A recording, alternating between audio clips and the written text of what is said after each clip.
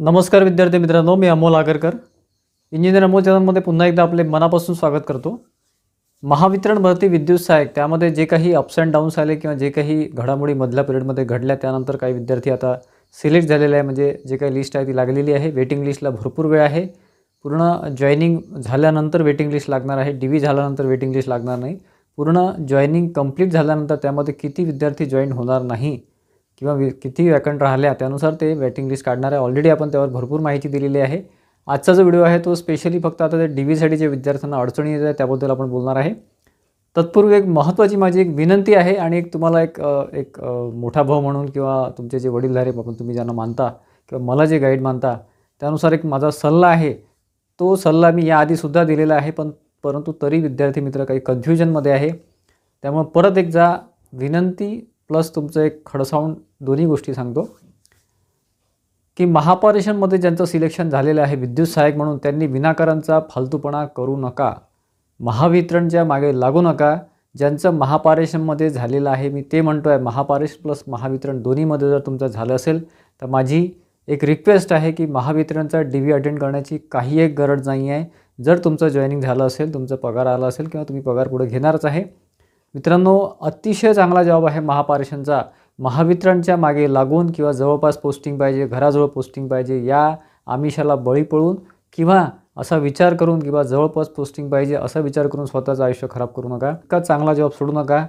2 दिवस 1 दिवस काम 2 दिवस आराम अशी एक ती ड्युटी राहते. ऑपरेटरसारखी ड्युटी राहते. महापारेषण टेक्निशियन म्हणजे जस्ट लाईक तुमचं ऑपरेटर अशा प्रकारची एक ती ड्युटी राहते. त्याच्यामुळं परत एकदा चांगल्या पद्धतीने सांगतो, विनंती करून सांगतो, कळकळीने सांगतो, कारण की माझ्या कानावर काही गोष्टी आल्या आहे की महापारेषणचे बरेचसे विद्यार्थी अजूनसुद्धा द्विधा मनस्थितीमध्ये आहे की बा महावितरण चांगलं आहे की ते चांगलं आहे. प्रश्नच नाही. मी तुम्हाला स्टार्टिंगपासून जेव्हापासून जाहिरात आलेली आहे तेव्हापासून सांगतो आहे महापारेषण हे अतिशय चांगलं आहे. जरी तुम्हाला थोडंफार तुमच्या घरापासून लांब पोस्टिंग मिळालं असेल तर फक्त 3 वर्ष काढा. 3 वर्षांनंतर तुम्ही तुमच्या घराजवळ येऊ शकता आणि एकदा तुम्ही घराजवळ आले, एखादं सबस्टेशन मिळालं 132 kV किंवा 220 kV तर पुढे तुम्हाला आयुष्यभर तुम्हाला जास्त इकडे-तिकडे ट्रान्सफर करायची गरज नाही. तिथल्या तिथे तुम्ही जिल्ह्यामध्ये फिरू शकता. ठीक आहे. जर महापारेषणमध्ये झालं असेल तर महावितरणचा DVसुद्धा अटेंड करू नका. त्याने काय होते, माणूस कन्फ्युजनमध्ये जाते. परत एकदा सांगतो, कन्फ्युजनमध्ये जाते. जर त्यानंतर मित्रांनो महावितरण डॉक्युमेंट व्हेरिफिकेशन 2021-22ला आहे. त्यामध्ये बऱ्याचशे विद्यार्थ्यांच्या अजूनही अडचणी आहे. NCLचा प्रॉब्लेम असा आहे, डेट अशी आहे, डोमेसाईलचा हा प्रॉब्लेम आहे, ते आहे. मी भरपूर तुम्हाला बरेचसे व्हिडिओ त्याबद्दल दिलेले आहे त्याच्या रिलेटेड. आणि एक महत्त्वाचा प्रश्न म्हणजे आता जे तुम्हाला DVसाठी झोन दिलेला आहे किंवा जिल्हे दिलेले आहे तिथेच तुमचं पोस्टिंग राहील का असा बऱ्याचशा विद्यार्थ्यांचा प्रश्न आहे की माझ्या माहितीनुसार जे काही आपण माहिती घेतली आहे त्यानुसार तेच तुमचं अलॉटमेंट आहे, झोन अलॉटमेंट आहे. तिथेच तुम्हाला पुढे जॉईनिंग करायचं आहे. आता तुमचं DV होईल, परत फायनल लिस्ट लागेल, परत तुम्हाला तिथेच जाऊन पुढचं मेडिकल आणि व्हॅलिडिटीची प्रोसेस करायची आहे. ठीक आहे. तुमची ड्युटी तिथेच राहणार आहे. फॉर एक्झाम्पल तुम्ही अमरावतीचे आहे, नागपूरचे आहे, तुम्हाला कल्याण दिलं, भांडूप दिलं, असे बरेचसे विद्यार्थ्यांचा मला कॉल आला होता. काही जणांना नाशिक दिलं. तर तुमचं पोस्टिंग तिथेच राहणार आहे. कारण कसं असतं की तुमचं जे अमरावती जिल्हा फॉर एक्झाम्पल अमरावती झोन आहे, तुमची जी रँक आहे त्या रँकमध्ये जर तुम्ही बसत नसाल अमरावती जिल्ह्यामध्ये तर मग तुम्हाला ते बाहेर टाकतात. तर बाहेर ते तुम्हाला काय अकोला नागपूर देत नाही. डायरेक्ट तुम्हाला जिथे जास्त वॅकन्सी आहे जसं भांडूप, कल्याण, मुंबई जे काय झोन आहे किंवा तुमचं नाशिक आहे तिथे तुमचं बाकीचं पुणे वगैरे आहेत अशा ठिकाणी तुम्हाला ते टाकतात आणि तसंच त्यांनी केलेलं आहे. ठीक आहे. आणि ह्या ज्या वॅकन्सीज ऑलरेडी त्यांनी क्रिएट केल्या होत्या कारण की जे एक्झिस्टिंग एम्प्लॉई होते, जे विद्युत सहाय्यक तो टेक्निशियन झाले होते त्यांना त्यांनी ट्रान्सफर ऑलरेडी दिलेली आहे. त्याच्यामुळे त्या जागा त्यांनी वॅकंट करून ठेवलेल्या होत्या आणि ते आता साधारण मला वाटते 31 ऑगस्टला ते सगळे रिलीव्ह होतील आणि मग तुम्हाला तिथे पोस्टिंग देतील ते त्यांच्या जागेवर. ठीक आहे. त्याच्यामुळे हे आधीच ठरलेलं होतं म्हणूनच त्यांनी झोन अलॉटमेंट आधी केलं. फॉर एक्झाम्पल महापारेषणमध्ये असं केलेलं नव्हतं. DVसाठी वेगळं ठिकाण होतं आणि नंतर झोन अलॉटमेंट त्यांनी वेगळं दिलं होतं. परंतु हे तुमचं फायनल पोस्टिंग आहे. हे माझी माहितीनुसार माझ्या अंदाजानुसार आहे. ठीक आहे. एक आचल म्हणून आहे विद्यार्थिनी, तिचा प्रश्न आहे की सर झोनमध्ये ॲड्रेस कुठला आहे.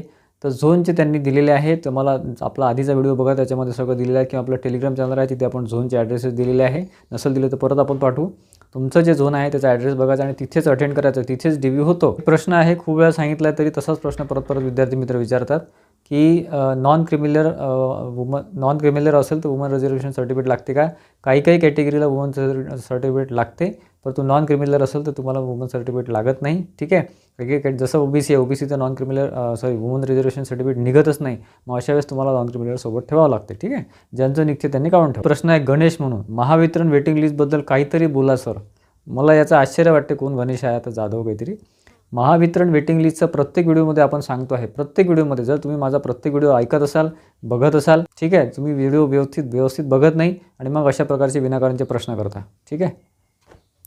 उपकेंद्र सहाय्यकचा आपला सेपरेट व्हिडिओ येणार आहे पुढच्या 4-5 दिवसामध्ये. माहिती अजूनपर्यंत आपल्यापर्यंत पोहोचलेली नाही आहे. आता एकदाचा DV होऊ द्या, त्यानंतर उपकेंद्र सहाय्यकचा आपण सगळं डिटेल माहिती घेऊन तुम्हाला व्हिडिओ देऊ. डोमेसाईलसाठी काही डेट मेन्शन केलेली नाही आहे. नोटिफिकेशन असा एक प्रश्न आहे. डोमेसाईलसाठी कुठल्याच प्रकारची डेट नाही आहे. तुमचं जेव्हा तुम्ही फॉर्म भरतात त्या आधीचं पाहिजे. जेव्हा तुम्ही फॉर्म भरलेला लास्ट डेट जी होती त्या आधीचं डोमेसाईल 10 वर्ष आधीचं सुद्धा चालतं. प्रश्न आहे, डॉक्युमेंट व्हेरिफिकेशनच्या वेळेस ओरिजिनल डॉक्युमेंट जमा करतात का? हो, जमा करतात. बऱ्याचशा ठिकाणी जमा करतात. तुम्ही त्याच तयारीमध्ये जायचं आहे. काही विद्यार्थ्यांनी पारेशनमध्ये दिलेलं आहे ओरिजिनल सर्टिफिकेट असं यांचं म्हणणं आहे. पारेशनमध्ये दिलं असेल तर बाबा तू DV अटेंडच करू नको ना, महावितरणचा DV अटेंडच करू नको ना. तुझे डॉक्युमेंट तिथे आहे तर विनाकारणची झंझट कशाला करतो? महाजेनकोचा रिझल्ट कधी लागेल हे सुद्धा मी 10 वेळा डोकं फोडून सांगितलेलं आहे की कोर्ट केस आहे, त्याच्यामुळे कुठल्याच प्रकारची डेट सध्या सांगता येणार नाही. लागला तर 10 दिवसात लागेल, नाही तर 1-2 महिने जातील. कास्ट व्हॅलिडिटीचा बऱ्याचशा विद्यार्थ्यांचा प्रश्न आहे आणि ते थोडं कन्फ्युजिंग आहे. महावितरणने थोडं परत तिथे घोळ केलेला आहे की कास्ट व्हॅलिडिटीचे डॉक्युमेंट तुमच्याकडे असतील तर सोबत न्या, नसेल तर एखादं ॲफिडेविट करा आणि आम्ही लवकरात लवकर जमा करू असं सांगा, ठीक आहे. दुसरा पॉईंट हा. त्यानंतर जर तुमच्याकडे टोकन नंबर असेल, ऑलरेडी तुम्ही अप्लाय केलं असेल तर त्याचा फक्त टोकन नंबर घेऊन जा किंवा ॲप्लिकेशन ID जो असेल तो घेऊन जा.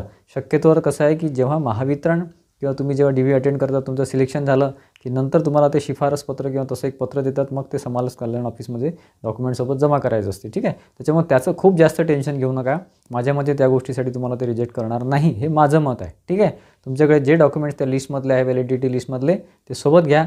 नसेल तर साधं ॲफिडेविट करा की आम्ही पुढच्या काही दिवसामध्ये जमा करू. पण ते तुम्हाला लागणार आहे, कारण की त्याशिवाय पुढे ते ॲप्लिकेशन तुम्हाला टाकता येणार नाही व्हॅलिडिटीचं समाज कल्याण ऑफिसमध्ये. त्यासाठीच त्यांनी असं म्हटलेलं आहे, ठीक आहे. थोडासा वेळ देतील तुम्हाला, ते असं नाही की एकदम रिजेक्ट करतील, ऑन स्पॉट रिजेक्ट वगैरे त्यासाठी करणार नाही. बऱ्याच जणांचा हा प्रश्न आहे की सर माझं OBC आहे पण ओपनमध्ये सिलेक्शन आहे, मला डॉक्युमेंट लागतील का? तर मित्रांनो, माझ्या माहितीप्रमाणे ओपनमध्ये सिलेक्शन झालं असेल तर डॉक्युमेंट लागणार नाही, परंतु तुम्ही डॉक्युमेंट सोबत ठेवणे आवश्यक आहे. यांचं कधी काय डिसिजन घेतील महावितरण काही सांगता येत नाही. मागच्या 2019मध्ये आम्हाला खूप वाईट अनुभव आले. OBCला सुद्धा त्यांनी WR सर्टिफिकेट मागितलेले होते. अशा भानगडी महावितरणमध्येच फक्त होतात, ठीक आहे. त्याच्यामुळे हे कधी काय डिसिजन घेतात आणि DV जिथे होतो ते झोन राहते आणि हेड ऑफिस वेगळं राहते. हे झोनवाले फक्त हात वरते करतात की आम्हाला हे डॉक्युमेंट सांगितले, ते डॉक्युमेंट आम्हाला लागतील. ते काही तिथे कॉन्टॅक्ट करत नाही हेड ऑफिसला वगैरे. त्याचं जे प्रोसेस आहे ती नंतर होते. DV नंतर मग ते हेड ऑफिसला कॉन्टॅक्ट करतात, हे डॉक्युमेंट आहे ते नाही असं मग ते क्लॅरिफिकेशन करतात. मग ती फायनल लिस्ट बनवतात. त्याच्यामुळे डॉक्युमेंट तुमच्याकडे जे जास्त असेल ते जास्तीत जास्त घेऊन जा. नसेल तर ॲफिडेविट करा. मी परत सांगतो एकदा, ठीक आहे. प्रश्न आहे, गणेश यांचा प्रश्न आहे की महावितरणमध्ये 24/7 म्हणजे 7 दिवस आणि 24 तासाची ड्युटी असं म्हणतात. मग OT मिळते का?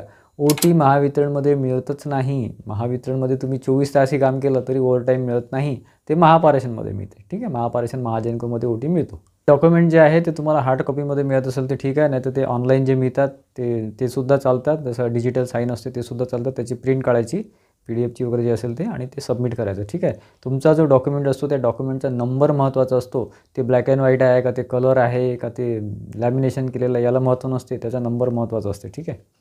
आणि ओरिजिनलसोबत तुम्हाला ठेवायचं आहे आणि झेरॉक्ससोबत ठेवायचे आहे. असं आहे की कागदपत्रीच्या वेळेस म्हणजे DVचे जे काय तिथे त्यांनी शहर काय तिथे दिलेलं आहे, म्हणते झोन दिलेला आहे, पण तो त्याचा ॲड्रेस नाही आहे. ॲड्रेस आहे, तुम्ही बघा, नाही तर आपल्या टेलिग्राम चॅनलला, त्याच्यावर इंजिनियर आपल्या टेलिग्राम चॅनलला खाली लिंक दिलेली आहे, त्यावर तुम्हाला ॲड्रेस मिळून जाईल, ठीक आहे. वाटलं तर मी टाकलं नसेल तर मी आज टाकून देतो. तर मित्रांनो, प्रश्न खूप आहे, मी उत्तर द्यायचा प्रयत्न प्रत्येक व्हिडिओमध्ये केलेला आहे. तुम्ही फक्त कसं आहे की तुम्ही व्हिडिओ नीट बघत नाही तर प्रत्येक प्रश्नाचं उत्तर आपण दिलेलं आहे. काही जण व्हिडिओ असे फास्टमध्ये बघायचा प्रयत्न करतात आणि सोडून देतात महत्त्वाची माहिती.